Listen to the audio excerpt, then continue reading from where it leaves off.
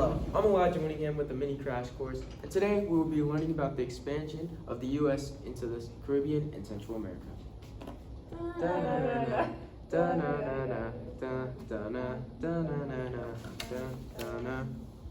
Cuba was a great interest to America because of all the raw materials they had, which would be beneficial to the U.S. economy and increase America's expansion. Like many other Spanish colonies during this time, Cuba was badly ruled, and many of Cuban citizens were not very happy with the government. This caused Cubans to revolt against their leaders and demand independence in 1868.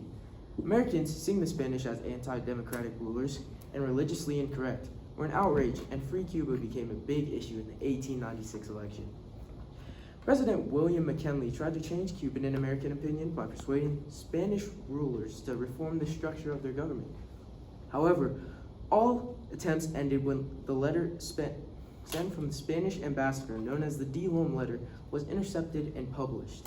The newspaper portrayed President McKinley as a weak and bitter for the admiration of the crowd. This yellow journalism upset the president and led him to send the USS Maine to Cuba and protect the US citizens. This, however, got caught up, and 250 Americans were killed.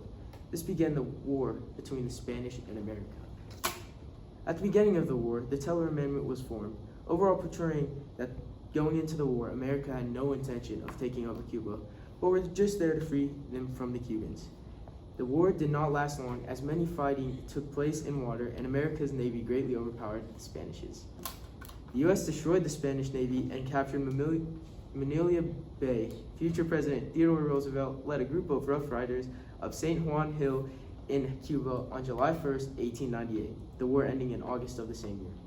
In 1901, U.S. troops were withdrawn, but under certain conditions of the Platt Amendment, which stated, never sign a treaty with a foreign country that impaired its independence, never to build up an excessive public debt, to permit the U.S. to intervene with Cuba's affairs to preserve its independence and maintain law and order, and to allow the U.S. to maintain naval bases in Cuba. Cuba accepted this and became a protectorate of America. The Treaty of Paris was signed 1898, a peace treaty between the Spanish and America which ended the war. Through this treaty, the U.S. gained Guam, Puerto Rico, the Philippines, and the Spanish were required to leave Cuba. However, even though Cuba was free from the Spanish, Cubans eventually began to feel as if America had replaced the Spanish, causing tension in the future between the two countries. Puerto Rico was another part of American expansion during this time. America invaded Puerto Rico and took the country with little fighting before the Spanish surrendered. Puerto Rico was more peaceful than Cuba, but less important when it came to strategic and economical reasons. Because Puerto Rico was more peaceful in 1917, they were given their own citizenship and own legislator for local matters, but were not considered a U.S. state. After U.S. acquisition of Cuba and Puerto Rico, America increased its interest in the Caribbean and Central America. It is often known as the era of banana wars, disputes between America and other countries, of tariffs on bananas and dollar diplomacy, America's increasing business interests using military force. Along with these countries, Mexico played a part in America's quest for more land. Mexico and U.S. relations had never been good since 1848, when Mexico was forced to give much of their land to the U.S. The U.S. disliked the Mexico and chosen a monarch, Emperor Maximilian, partly because he was a European and also because of Americans' dislike for the monarchy system. When Mexico killed their emperor, the U.S. saw it as a chance to increase foreign business by building a canal. When Mexico went into the Civil War after a liberal revolution in 1910, American construction on the American Canal was seen as a threat by President Woodrow Wilson.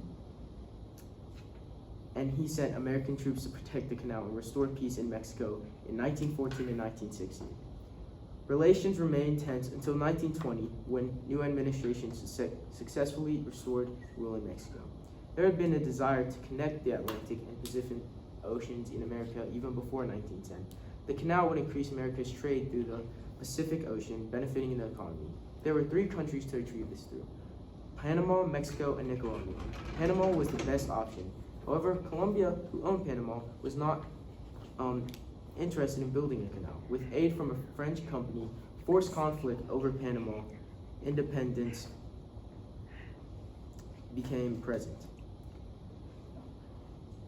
This led the U.S. to acquire permanent land in Panama and being able to build a canal, while at the same time making the Republic a protectorate in 1904.